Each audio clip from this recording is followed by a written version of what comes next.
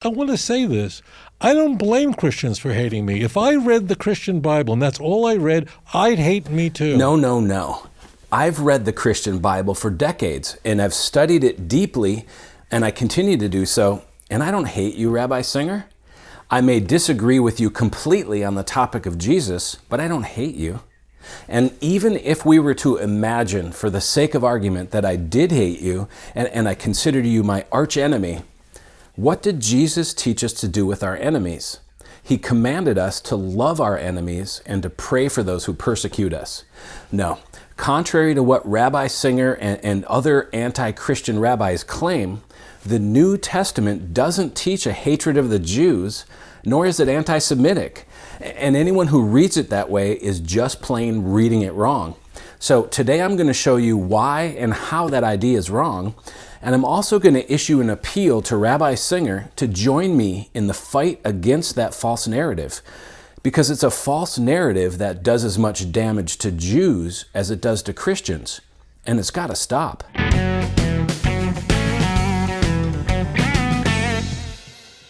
Okay, the way we're going to approach this topic today is to hear Rabbi Singer share his opinions in his own words, and then we're going to test his claims. And I'm going to link to the complete video below from which these video clips of the rabbi were taken. And we'll start with what I found to be a heartbreaking personal testimony. Gosh, if Matthew 27 had never been written, imagine how many more Jews would be alive today. Imagine how many Jews were murdered because of that filthy passage in verse 25 where the Jews proclaim, "We take his blood upon us and our children," holding me, Tovia Singer, culpable for the killing of Jesus. I remember as a young kid growing up in Brooklyn, being told by Hispanic kids, by Irish Catholic kids, that I killed Christ. I was told that in Brooklyn, and I told them I wasn't even in the neighborhood at the time, and I thought they were insane. I thought, like, why are you calling me a Christ killer? Like, it didn't even make sense. He's right, it doesn't make sense, at least not from a biblical perspective. And the sad thing is that these kids were just repeating what their ignorant parents or priests taught them. It would be naive to deny the strain of anti-Semitism that exists in some Christian circles. And at the same time, it would be asinine to conclude that anti-Semitism comes from a proper reading of the New Testament, because it doesn't. But let's first deal with the personal side of this problem. Rabbi Singer and many other Jews have experienced personal hurt and frustration and even oppression at the hands of people who claim to follow Jesus. And that's tragic. It's terrible, okay? It's extremely un-Christ-like. So let me take this opportunity to pull aside my brothers and sisters in Christ and admonish you that if you harbor hatred or ill will towards another human being because they're Jewish, you are openly disobeying Jesus. Jesus didn't teach racism or anti-Semitism, nor does the rest of the New Testament. In fact, it teaches the opposite, which is what we're going to get into in a few minutes. And let me say to Rabbi Singer and any other Jew who's experienced mistreatment by a Christian, I want to offer you a sincere apology as an ambassador of Christ. I understand, and my heart just breaks when I hear stories like this. So what is the proper response to anti-Semitism from Christians? Now, I understand it's played a role in Rabbi Singer's rejection of Jesus, but interestingly, back in July, I attended a Messianic Jewish conference out in Pennsylvania where I met a rabbi who grew up with Tovia Singer, and he knew Rabbi Singer's father too.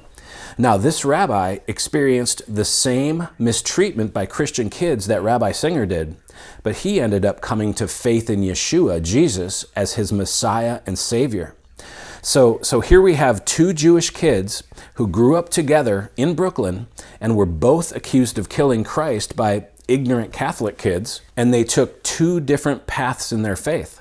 And it turns out there are many Jewish believers in Jesus, which brings me to the following, perhaps controversial statement. It's not the New Testament that's anti-Semitic. It's Rabbi Singer's reading of the New Testament that's anti-Semitic. What do I mean by that?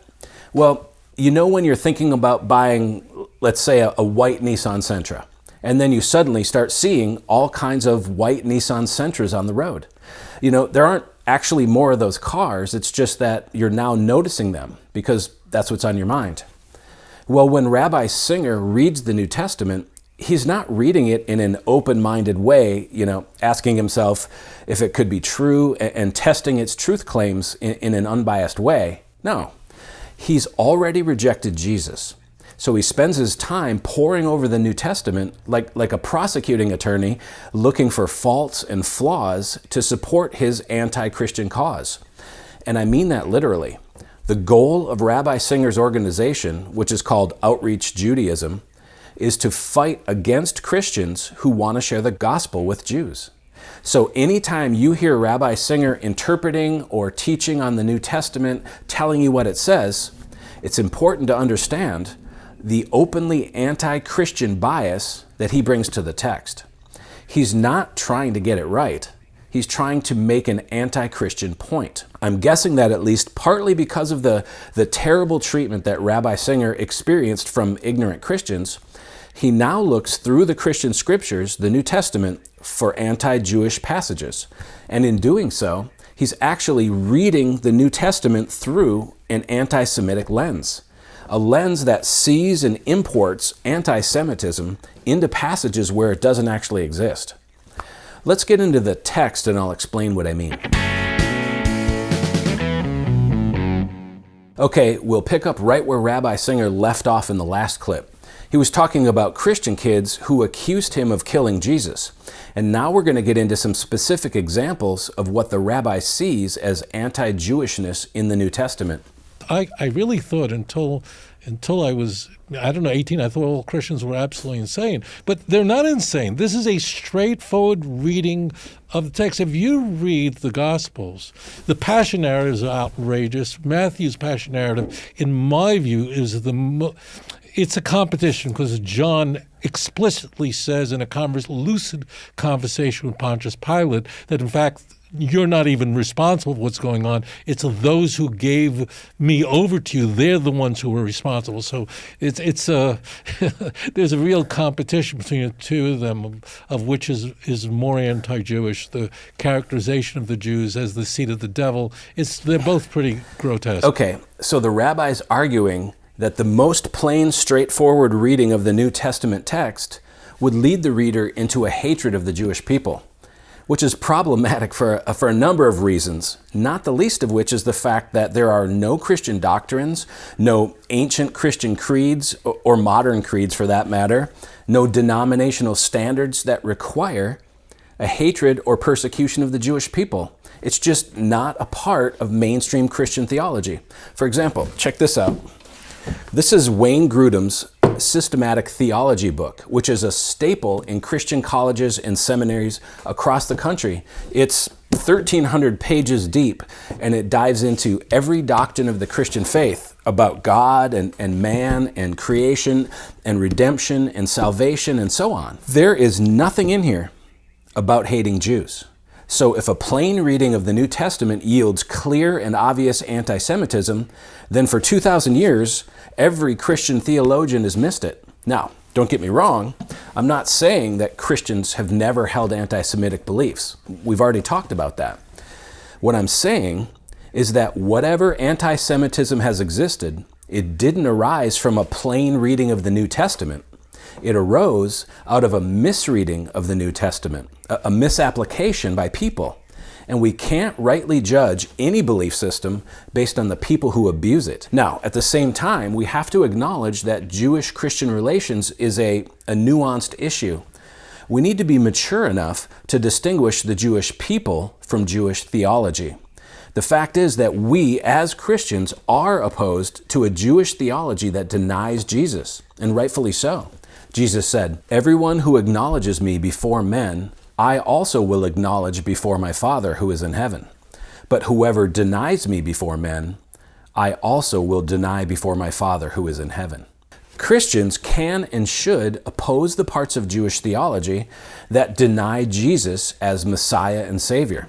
And doing so isn't anti-Semitic in any sense of the word. Why? Well, because our opposition isn't based on the ethnicity of the person who's denying Jesus. We equally oppose any theology by any person that denies Christ. But the important thing for we Christians to remember is that we can oppose Jewish theology without hating or demeaning or oppressing the Jewish people. And in a minute, I'm going to share with you what I believe is the proper biblical view of Jews that Christians should hold.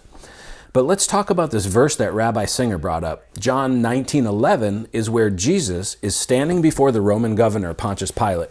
And Pilate had asked Jesus where he was from, but Jesus didn't answer him, which, by the way, fulfills the prophecy in Isaiah 53:7.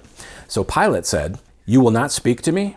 Do you not know that I have authority to release you and authority to crucify you?" Jesus answered him, "You would have no authority over me at all unless it had been given to you from above. Therefore, he who delivered me over to you has the greater sin." So the Jewish people at this trial were demanding the crucifixion of Jesus. And in verse 11, Jesus tells Pilate that the Jews who had delivered him over to the Roman government have the greater sin. That's the basis for Rabbi Singer's claim of anti-Semitism. But you can't get anti-Semitism from a plain reading of this passage unless you've put on your anti-Jewish glasses and you're reading the hatred of the Jewish people into the text yourself. Why do I say that? Well, let me ask you this. Jesus is Jewish, right?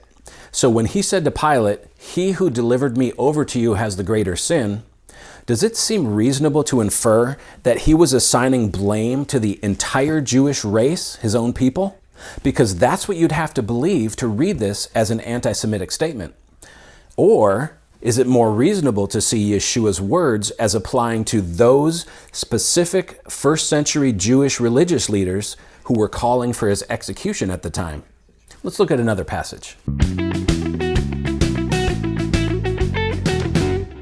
Rabbi Singer next brings up King Herod, who was the king of Judea when Jesus was born. But although the stories in Matthew, and I'm sure you'll agree, all characterize the Jews as demonic, the infancy narrative of Herod, the king of the Jews, trying to kill the kid, and they have to go off to Egypt, while there are Gentiles, Magi from Persia, who want to just serve him and worship him. So what Rabbi Singer is saying is that the infancy narrative of Jesus in Matthew 2 shows the Jews as the bad guys who want to kill an innocent baby, and the Gentiles, the Magi, as the good guys who wanted to worship that same baby.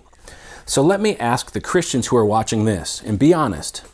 When reading through the infancy narrative of Jesus in Matthew 2, has that perspective ever occurred to you?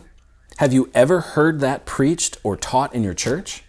I certainly haven't, but if you have, then your pastor may be as guilty as Rabbi Singer is of importing anti-Semitism into a text where it doesn't actually exist. The rabbi points out that King Herod, the king of the Jews, wanted to kill baby Jesus, right? And this, therefore, in the rabbi's mind, portrays the Jews as demonic. But I'm sure the rabbi must know that Herod was not the rightful king of the Jews, or even a pure Jew. He was an Idumean, a convert to Judaism, and he was assigned the role of ruling over Judea by the Roman government. So while the Romans favored Herod, the Jews didn't. In fact, after returning to Jerusalem from Rome with an army, Herod had seized the throne from the Parthians, who most of the Jews preferred at the time. So even despite his efforts to rebuild the temple, Herod was never fully accepted by the Jews. And knowing that, how is it a fair or honest reading of the text to portray Herod's evil actions as representative of the entire Jewish race? I mean, that's an anti-Semitic reading that you would have to introduce into the text of Matthew 2, because it says nothing like that. And on top of that, Herod wasn't the only Jew mentioned in the infancy narrative, right? What about Joseph and Mary and Jesus? They were Jews too. Why doesn't the rabbi hold up their faithful obedience to God in this chapter as representative of the Jewish people? Why does he instead read the evil actions of Herod, a false king, as representing the Jewish people? I don't know. That seems anti-Semitic to me. So here's another example of the rabbi seeing anti-Jewishness everywhere he looks, even when it's not really there. This is what I think is important for the viewers to understand. A plain, simple reading of the Gospels. The Gospels are very well written. They're very easy to read. This is not complicated. You will draw only one conclusion. That is, the Jews are of the devil. Their father is Satan. That will make complete sense to you. Even in benign chapters like John chapter 9, where Jesus heals a man who's blind from birth. Now, you think, well, that's really nice. He healed a guy who's fellow blind from birth. If you read John 9, the biggest takeaway in the chapter is not that Jesus healed the blind man. The takeaway is, look how the Jews were just the enemies of Jesus, throwing him out of the synagogue. Everyone's afraid of the Jews who control the banks, who control everything. That final statement reveals a little something about where Rabbi Singer's coming from, doesn't it? Because there's nothing in the New Testament about the Jews controlling the banks. That's a bit of anachronistic anti-Semitism being smuggled in by the rabbi. And the fact that Rabbi Singer's biggest takeaway from this entire chapter is that the Jews were the enemies of Jesus shows that he's reading this chapter looking for anti-Semitism rather than reading it for what it says. John 9 records the story of Jesus miraculously restoring the eyesight of a man who had been blind from birth. And let's look at the specific passage that the rabbi is responding to, picking up at verse 18. Now the Jewish religious leaders refused to believe that he, the healed man, had really been blind and had gained his sight, until at last they summoned the parents of the man who had become able to see. They asked the parents, "Is this your son, whom you say was born blind? Then how does he now see?" So his parents replied, "We know that this is our son and that he was born blind, but we do not know how he's now able to see, nor do we know who caused him to see. Ask him. He's a mature adult. He'll speak for himself." And then John adds this comment. His parents said these things because they were afraid of the Jewish religious leaders, for the Jewish leaders had already agreed that anyone who confessed Jesus to be the Christ, the Messiah, would be put out of the synagogue. So let's break this story down and see if there's some anti-Semitism here. We've got a Jewish rabbi, Jesus, who healed a blind Jewish man by giving him back his sight. And when the Jewish religious leaders asked the Jewish man's parents who healed their son, the Jewish parents didn't want to tell them because they were afraid of being persecuted for being followers of the Jewish rabbi Jesus.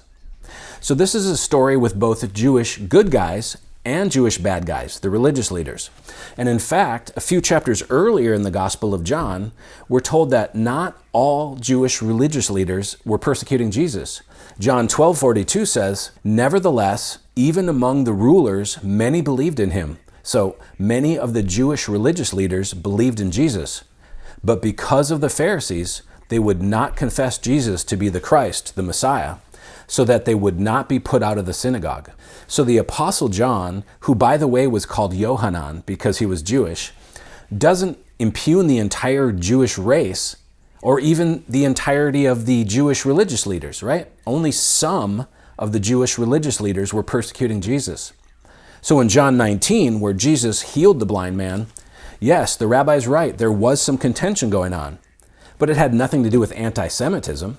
It was between some Jewish persecutors of Jesus and the Jewish parents who believed in Jesus and were afraid of getting kicked out of the synagogue. And by the way, let's not miss the fact that the Jewish persecution of other Jews who claimed faith in Jesus is a historical fact, even outside the New Testament. There's something called the Birkat Haminim, which is a benediction against heretics that the Jewish religious leaders in the first century added to the readings during synagogue services. It's number 12 in the Shemona Esrei, the 18 benedictions that make up the required daily prayer of religious Jews. And it specifically targeted those Jews who had placed their faith in Jesus.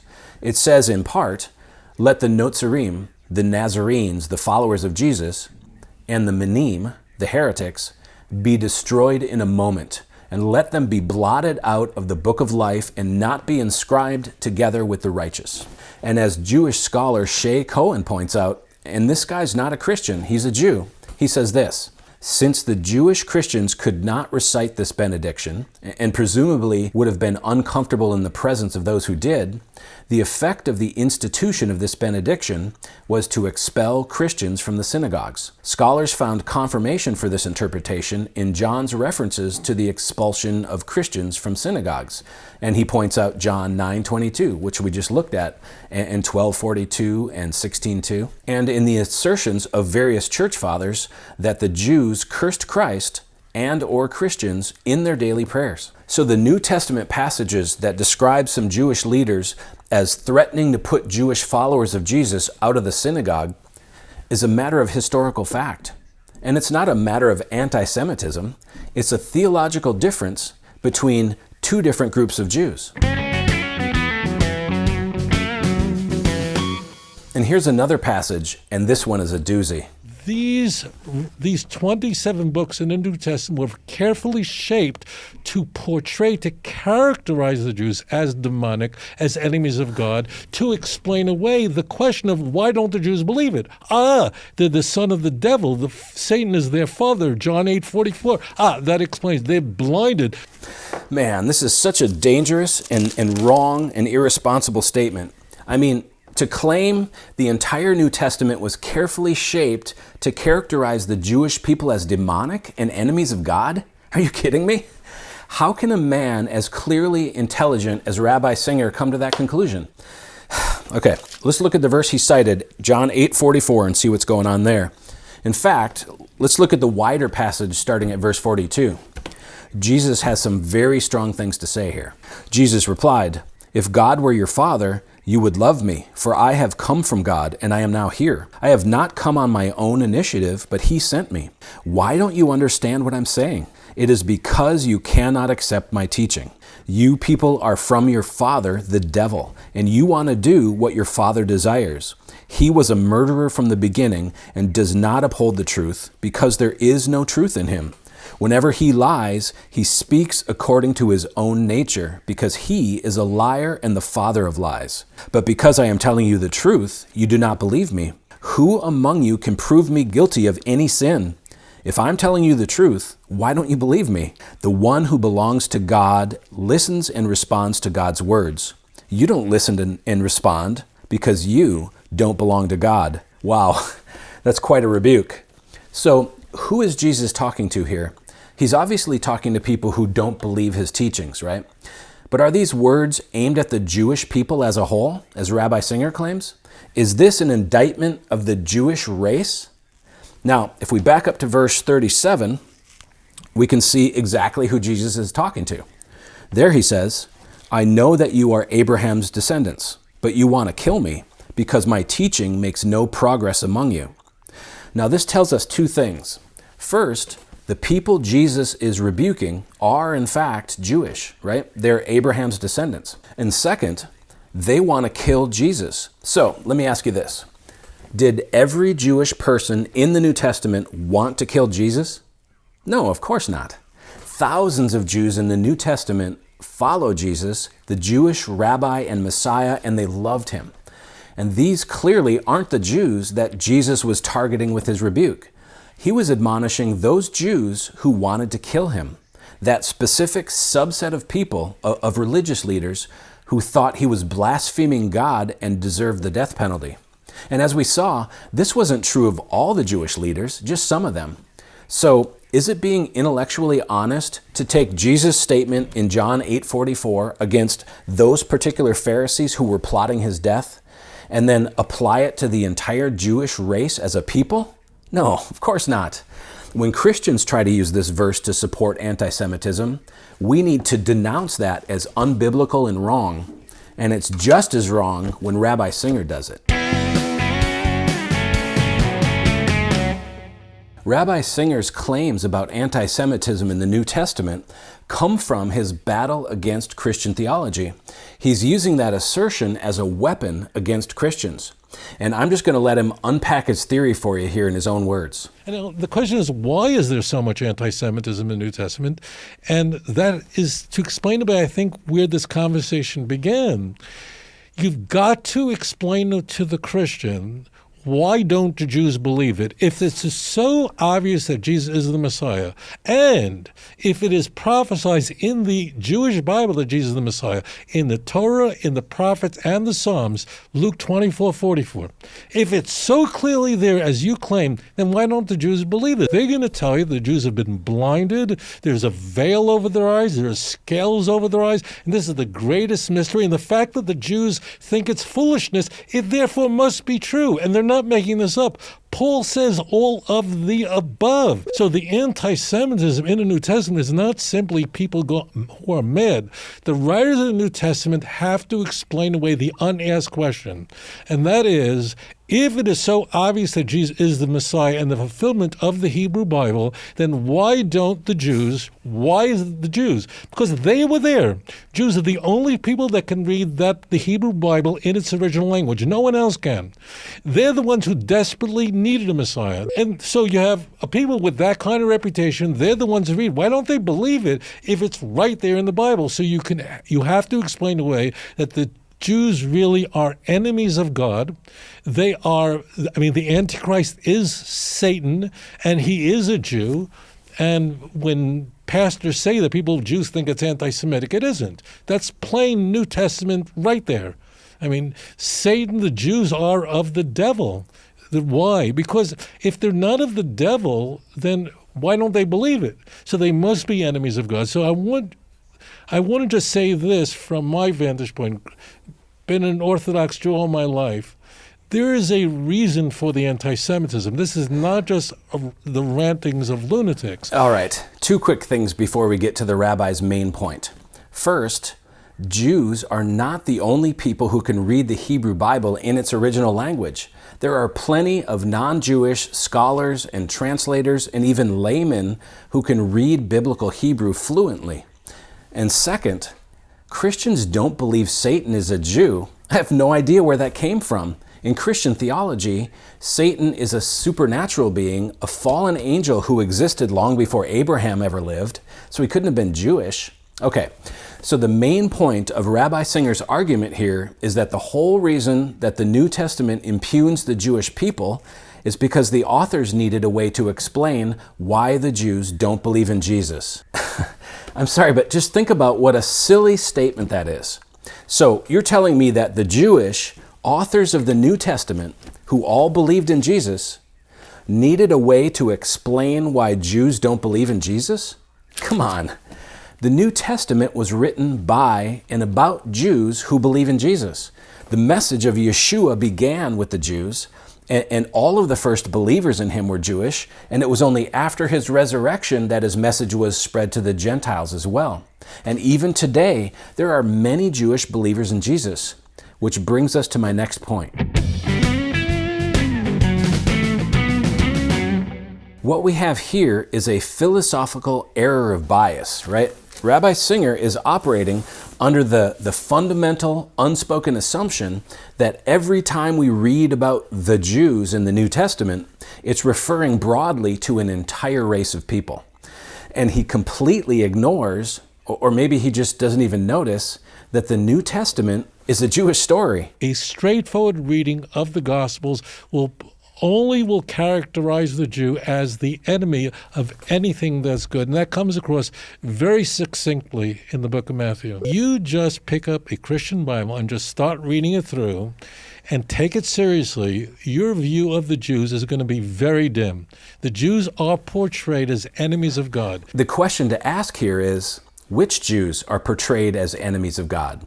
Because again, the New Testament is a Jewish story written by Jewish authors that include some Jewish good guys and some Jewish bad guys. And guess what? The exact same thing can be said about the Tanakh. In the Jewish Bible, the Jewish people are portrayed at times as committing evil acts and being disloyal to God. I mean, why do you think God allowed them to be exiled from their own land? So by Rabbi Singer's own standards, he would have to judge the Hebrew Bible as anti-Semitic, which of course would be a ridiculous thing to say. And when it comes to the New Testament, guess what? The hero of the entire story is a Jew. In fact, the point of the entire story is that a Jewish man, Rabbi Yeshua ben Yosef, Jesus, son of Joseph, came to be followed and believed as the Messiah. And as Rabbi Singer rightly points out, the word Messiah meant nothing. Christ meant nothing to the pagan world. It only meant something to the Jews. Exactly. The entire concept of a Messiah was meaningless to the Romans and the Greeks, right? And the New Testament is a story about the Messiah. And a story about the Messiah could only be a Jewish story.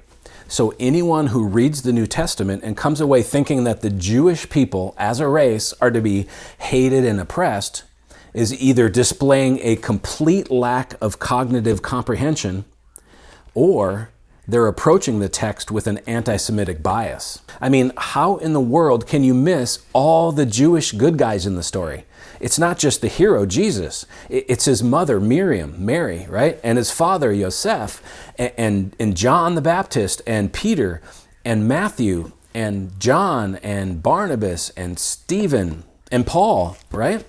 And all of Yeshua's apostles and all of his first disciples were Jewish. These were all Jews that the New Testament portrays not as enemies of God, but as the heroes of the story. All of the first Christians were Jewish, and we see tens of thousands of Jews coming to faith in Jesus in the pages of the New Testament.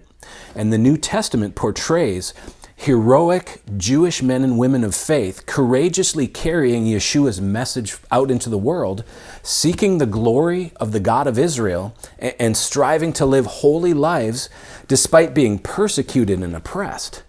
That's the perspective of the Jewish people that I take away from the New Testament. So don't give me this bull about the New Testament being anti-Semitic. That is just blatantly wrong.